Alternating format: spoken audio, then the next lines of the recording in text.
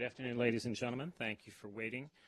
We are well pleased to welcome back to the Foreign Press Center Ambassador at Large for International Religious Freedom, Ambassador Brownback. He will make some brief opening remarks, and then we can take some questions. We are on the record, and I will also recognize reporters in New York if they come to the podium. With that, let me turn it over to Ambassador Brownback. Thank you very much. Thank you for joining me here today. There was two things I want to talk about. One very significant event that happened this week in United Arab Emirates, where you had the first papal visit ever to a Gulf country in the history of the world. I cite to that because we've been working a great deal, particularly with UAE, but with a number of countries around the world to push this sort of not just tolerance, but respect for religions of various types in all places around the world. As you know, the United States stands strongly for religious freedoms. We believe that you have the right as an individual to practice your faith wherever you are, whoever you are, however you choose to practice that, and whatever you choose to believe, and that this is your inherent God-given right, and it's your dignity that you have as an individual. This then falls upon governments to enforce this right and to see that people can practice it. And it also is incumbent upon governments to be able to showcase a sort of not just tolerance, but respect and care for one another's faith. I love a quote that I attribute to Mother Teresa that she said many years ago, that she loved all faiths because it was the search for God. She was in love with her own. And it's that sense of being able to allow somebody to practice whatever they see fit, and that this was honored and respected on the Arab Peninsula this week by the government of UAE, and that there was an outdoor mass that took place. This should be noted. It should be congratulated. It should be recognized around the world of a major move forward by a diverse nation for as far as the number of different people that live in various ethnicities and religions that live in United Arab Emirates, and was just very pleased to see this. I do believe we're starting to see kind of the first chapters globally starting of a nonviolence effort back and forth between faiths, particularly the Abrahamic faiths, where there's a growing sense that we're in this together. We need to figure out how to work together. This is something that our office has pushed of all faiths, but also as I narrow in more on the Abrahamic faiths to work together. I spoke in the UAE in November, and I stated at that time we've got to stop. We've got to see the violence go down to none between the Abrahamic faiths.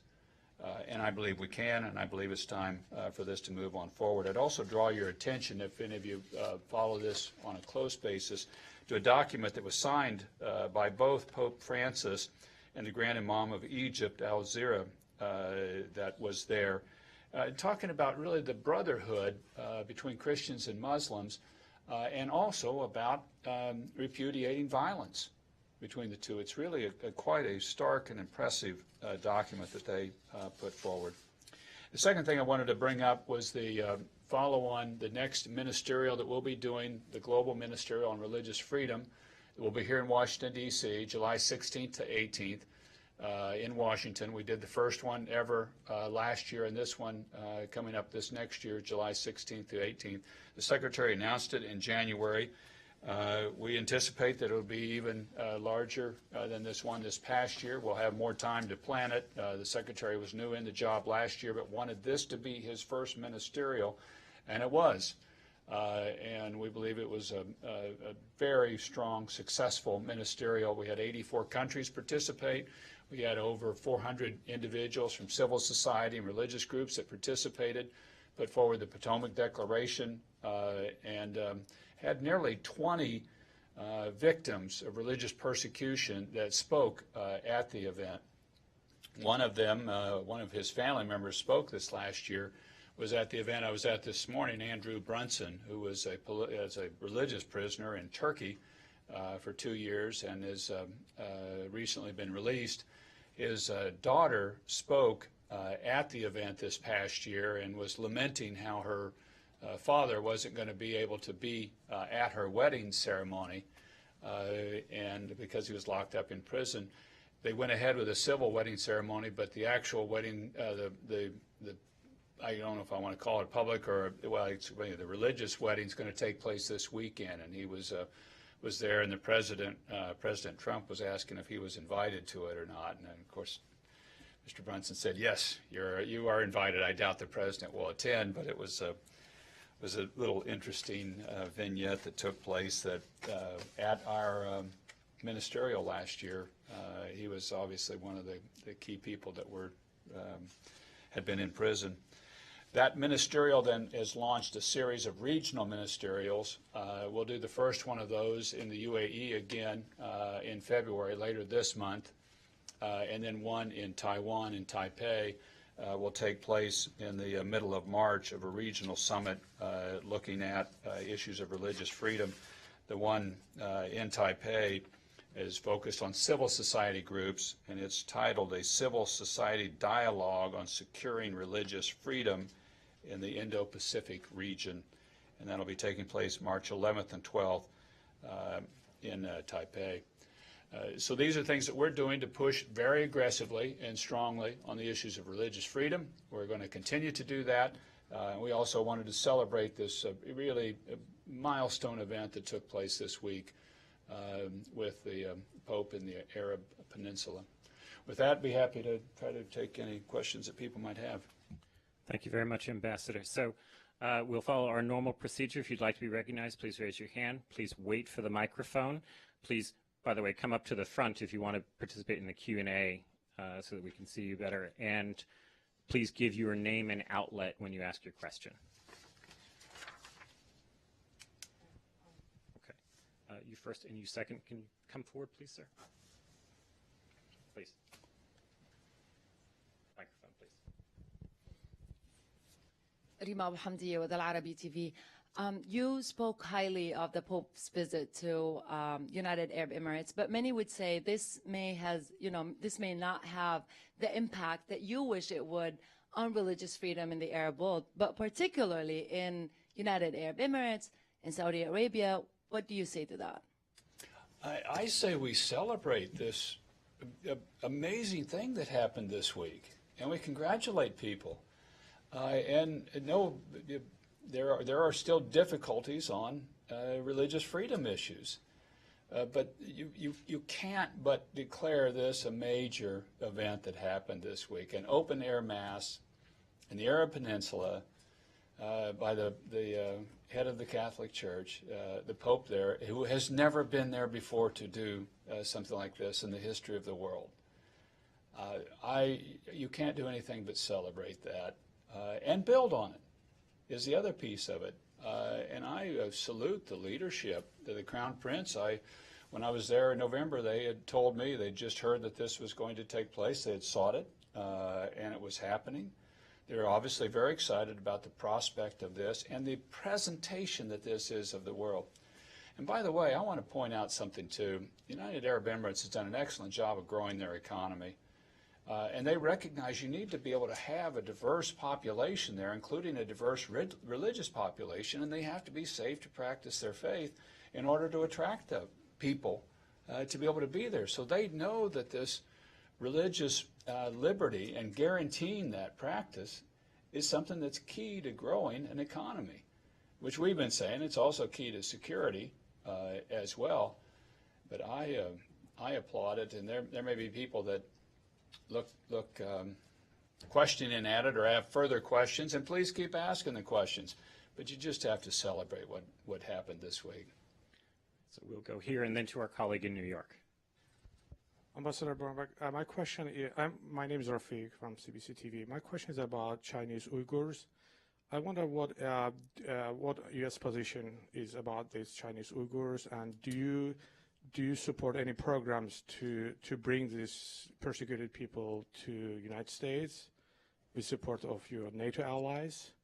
And my second question is that now that there are other minorities in the world, is any quota for increase of quota of persecuted people to come to get an asylum or whatever refugee programs?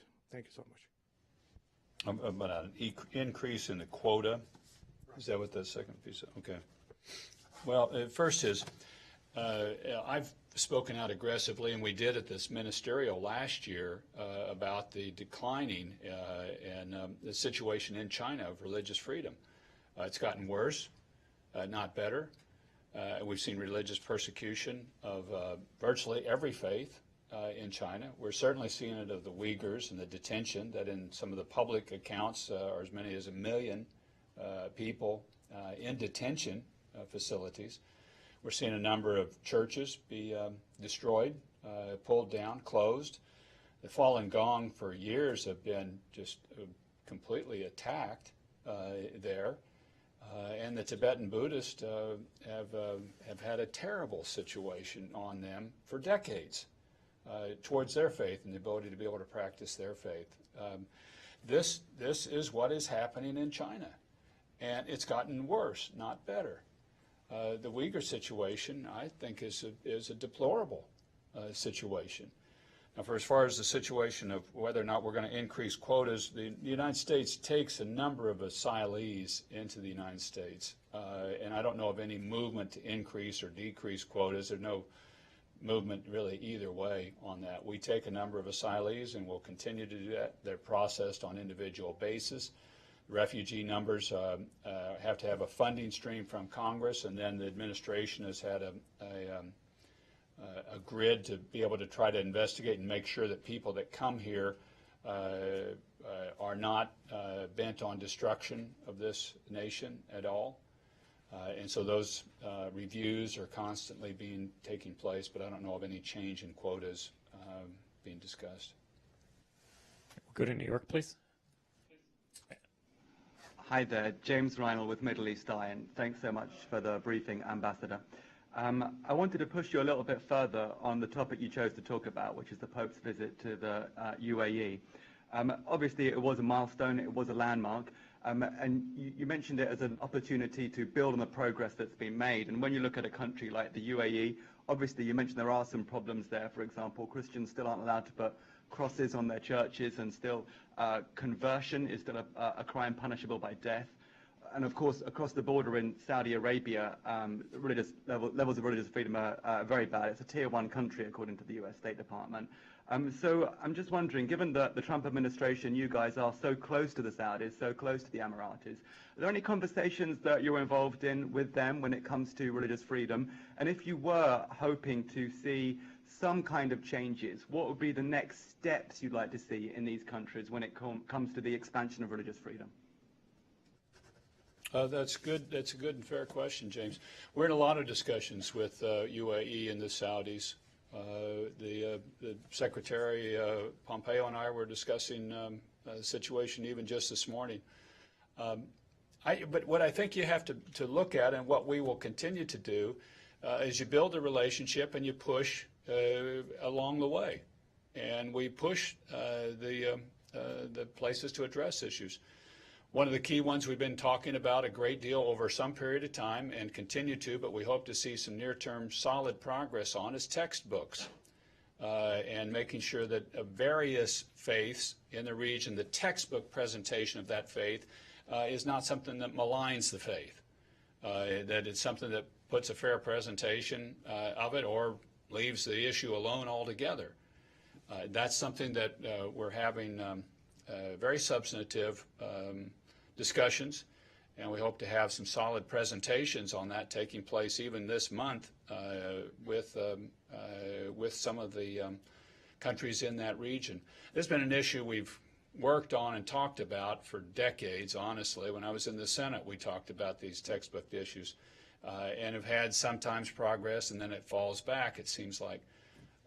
What I like about what's taking place now is we are seeing progress, but you don't stop at it, you keep pushing on forward.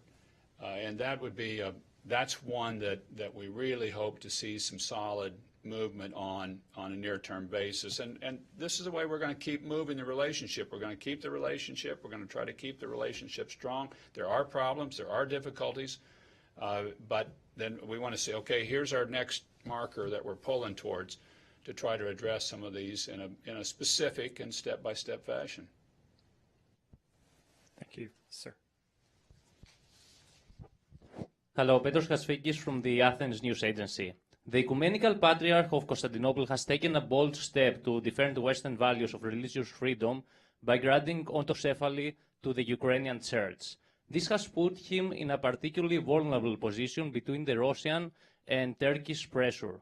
My question is, how do you plan to support the religious freedom rights of the leader of the Orthodox Church? And do you plan to put any pressure to Turkey for allowing the theological school of Halki to reopen its gates?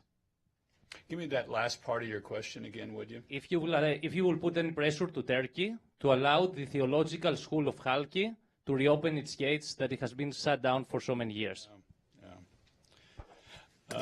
One of my, well, actually my first overseas trip in this job, I went to Turkey, and one of it was, part of it was to go to Andrew Brunson's trial, but another part was to see the ecumenical patriarch, which I did and visited with, and it wasn't the first time. I'd been there previously in another capacity, but I was there and talking with him, and even that day, he was taking a call from the Russian Orthodox Church to discuss this issue, and it was a very lively issue, as it has been a lively issue. This is back in, I think, May of last year that we were meeting. I was pleased to see his action. If that's the action that they choose, we believe it should be honored. I was in the Ukraine last year late, meeting with the religious and governmental officials and saying the United States position is you should be free to choose whatever organizational structure you choose on a church or religious body, and once you choose that, we support it.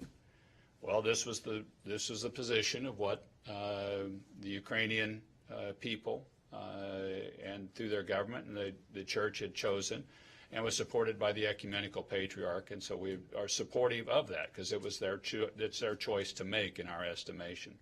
We will stand with them. We will be supportive in any capacity that we can.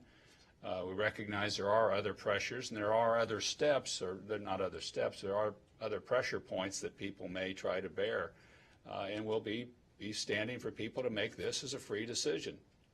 They should be free to organize in their own faith the way they see fit, and we'll be supportive of that. We support the reopening of this school, and we have for some period of time.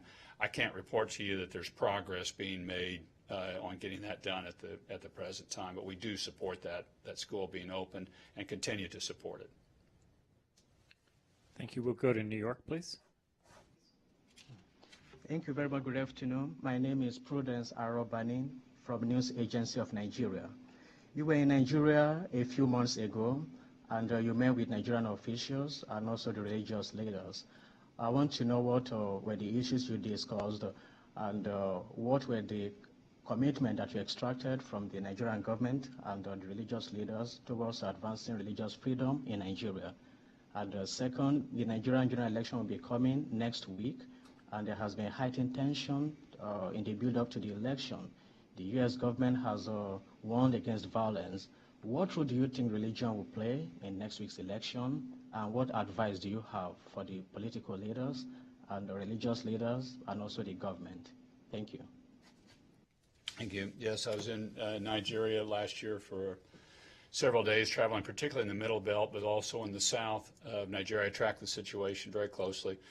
The United States government is strongly concerned that there be free and fair elections and that there be safe elections, that the factions vote but not attack each other, and that the government itself that's in power now do everything they can to protect the people to make sure that they're safe.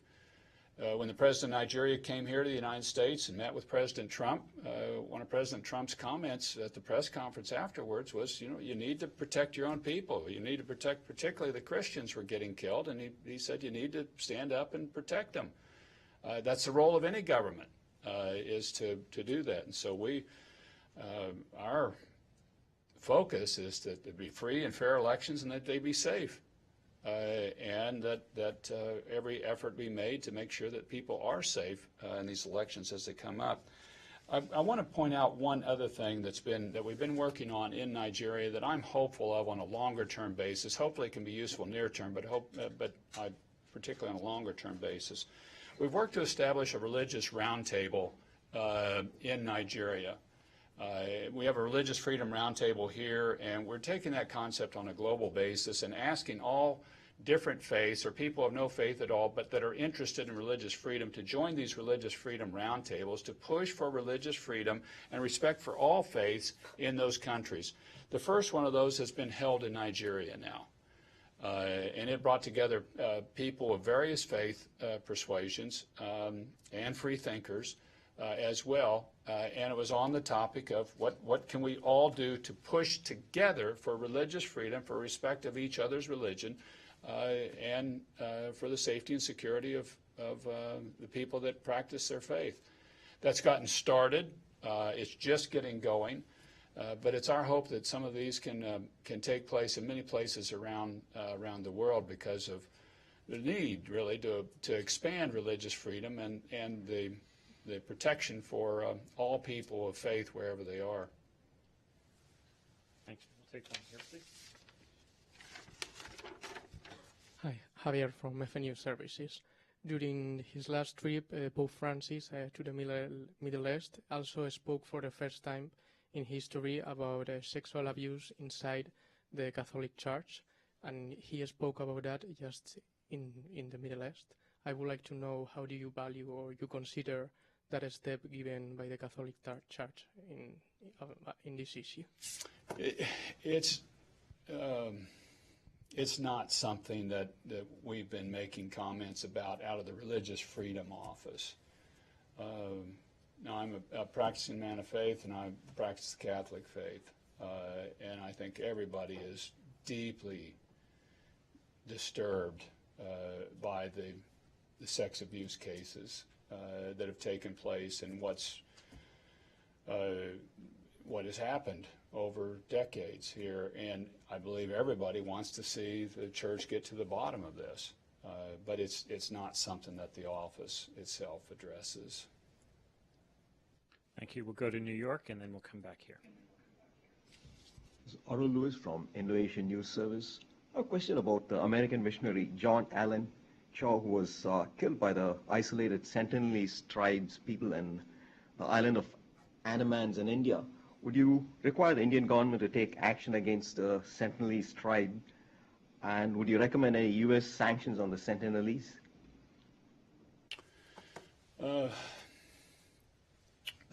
For people that I presume everybody knows about this particular case, but a gentleman went to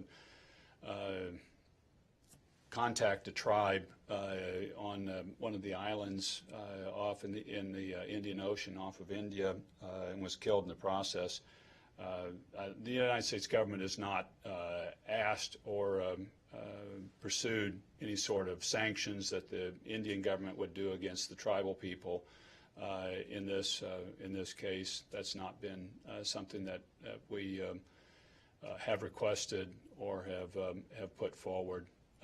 In this, it's a tragic situation and a tragic case of what's happened, but that's not been something that's been asked. Thank you. We'll go here, please. Thank you very much, and thanks for Foreign Press Center for this good opportunity. Sir Ambassador, my question is, what is your opinion and your view, and what is differences between Iran and Kurdistan region about the minority situation, religion minority situation? Between Iran and the Kurdish region? Yes. Oh my gosh, night and day different. Well, I mean, if that's the Iran is a country of particular concern for us. It is one of the worst violators of religious freedom and one of the most persecuting environments in the world for religious minorities. If you're not in the dominant religion, you're persecuted, and sometimes in deadly ways. Kurdish region in northern Iraq, that's the each region I'm going to speak about that I've been to, has been a protecting area of religious minorities. No place is perfect, but they have been a refuge for religious minorities for a number of communities, and I'm delighted that they've been that. I visited the region last July and was there and talked with the leadership and a number of the minority communities. And the Kurdish region there has been a refuge, which, by the way, this administration has done a great deal of work to rebuild the religious minority communities in northern Iraq, particularly the Yazidi and Christian communities that were decimated by the ISIS rule in that area. A number of their homes and their religious institutions have been rebuilt. Vice President has led this effort. It's been an effort from his heart. The AID, Mark Green, the administrator, and I were both on this trip in July. And there's private resources as well coming from other places. I just met with some of the Hungarian officials today. They're helping to fund the rebuilding of both Christian and Yazidi homes. And it's a new model because in the past, so many times whenever a minority community, a religious minority community was persecuted in the Middle East, we just kind of said, all right, everybody will immigrate somewhere. They'll go to Europe, United States, South America, Australia, but they'll go somewhere else. And so you see all the minority communities declining rapidly in the Middle East. This time we're saying, let's rebuild these areas and let's have people be able to go home to where they were run out of and see if really the populations can move back. One of the Catholic bishops I saw a month or so ago and said about 60% of their parishioners had moved back into the Nineveh Plains in certain areas, which is great news, that people are moving home. They still have safety and security issues, but that really is what we should aim at, I think, in a lot of these areas, is for the minority faith communities to be able to go home safely and be able to live in safety and security. Okay, we are entering a second round, and we are coming up on time, so I will take the one in New York and then the one here, and then I think we'll be concluding. So please go ahead, New York. Thank you. Prudence Arobani again, News Agency of Nigeria. I did ask that Nigeria's election will be coming up next week, and there has been heightened tension. The U.S. government, the United Kingdom, and the European Union have all warned against violence. I want to ask what role do you think that religion will play in the election, and what advice do you have for the religious leaders, the political leaders, and also the Nigerian government? You know, I don't have advice or thoughts on what role I think religion will play in the elections. That's for election watchers in Nigeria to be able to comment on something like that. I don't feel qualified to do that. My advice to religious leaders is to suggest to everybody for there to be a calm election, a peaceful election, and no violence in the election. And I would ask all the religious leaders in Nigeria to put that message out, that people get out and vote, but that it be calm and peaceful and no violence. That this is a right that everybody in Nigeria has to vote. It should be exercised, but it shouldn't be something that people then are threatened with violence or deadly force in various places. And the religious leaders have a role to play, and a strong role to play, asking for people to do this election peacefully. The world is watching. Nigeria is an important, incredibly important country. And it's important throughout the world. It's certainly a key country in Africa. And what you do on having a peaceful election cycle is an important thing for the progress in Nigeria. And the religious leaders should be just adamant about that this must be peaceful. We do these things peacefully, and we showcase that to the world. Karen, we'll finish here, please. Thank you for taking the question again. Just your thoughts on religious freedoms in general, say 10 years versus now. Is it better? Are you optimistic that it has improved, or are you pessimistic that we'll still see, for instance, attacks on churches in Egypt, women fleeing Saudi Arabia because they're forced to think a certain way? Are you optimistic or pessimistic? This may seem like a contradictory answer, but I don't think it is. I think religious freedom has declined over the last 10 years, but I'm optimistic, and I think it's on the upswing. I really believe if you can look at this trajectory, and I've had some time now to really mull this over and hear a lot of experts and also hear just a lot of practitioners on the ground, that after the Soviet Union fell and the Berlin Wall came down, that there was this burst of freedom and that there was just a lot of openness and people moving and going to different places in the world that they hadn't been for a long period of time, or if ever. And with that, there was this big interaction between various faiths that hadn't interacted that much before. They'd interacted some in small, but it was like large. And that went well for a while. And then I think you really saw political forces try to figure out and see ways that you can manipulate the use of religion for one's own benefit or for your own country. And then, you know, people said, well, this country is for this religion, not for that one. And you've seen now these religiously tinged conflicts start coming up in a lot of areas. They're not even tinged, like in Burma. You got a situation where Muslims are getting kicked out. And they're a big part of the reason they're getting kicked out is they're Muslims. And the Christians are getting kicked out in the north as well. So you've seen then this feature come on the heels of that. But now what I've been observing this past year is a willingness by political leaders and governmental leaders to say, this has not been good for us. If we're going to grow our economy, if we're going to have security, we need to have religious tolerance and religious freedom guaranteed for everybody. This is the way forward, not this sort of combating and firing up various religions to oppose each other for a political advantage. So I really think there's an era coming where people are saying, no, the right route forward is religious freedom. I've been saying to a number of people, the answer to religious conflict is religious freedom.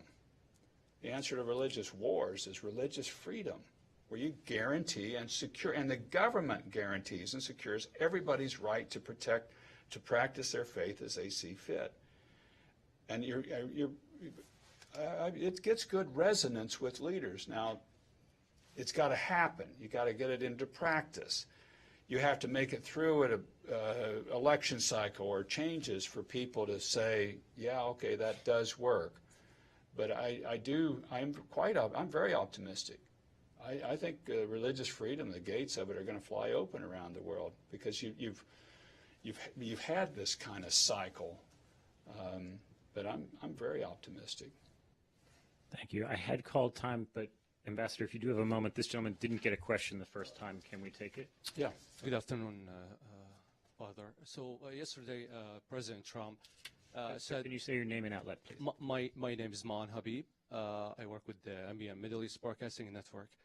So yesterday, President Trump announced that we are going to defeat ISIS within a week in parts of Syria. So what's your plan with Iraq to fight ISIS? The idea or ideology of ISIS partnering with the Iraqi government. Any plan for that? Well, my area is religious freedom, so that's the lane that I operate in. But our fight to defeat ISIS, I mean, is multifaceted and is a deep commitment. We are going to defeat them. In the area in northern Iraq, we believe a key part of the route forward is democracy, so that you have people voting and participating in the society. And also a key piece of the route forward is religious freedom. And as I started out with saying, not just religious tolerance, where I will tolerate you even though you're of another faith.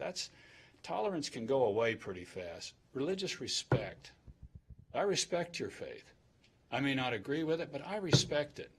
And I believe it's legitimate. It's a legitimate pursuit of the divine. And that's why we push this so much, and we're pushing this thought process as well in Iraq, that these need to be guaranteed. And so then you don't get this seething that happens underneath by people that feel like that they've been disrespected, or that their religious freedom has not been allowed, and that they have to practice their faith in hiding, or they can't practice their faith, or it's not respected. And then it builds this seething, and then people are willing to fight. That's why we really push, obviously, Iraq to choose its own course on a democratic setting, but also you've got to guarantee this right for minorities too. It's not just a majority right. This is a minority right that has to be protected by the government. Thank you all. Thank you, Ambassador. Thank you all for coming.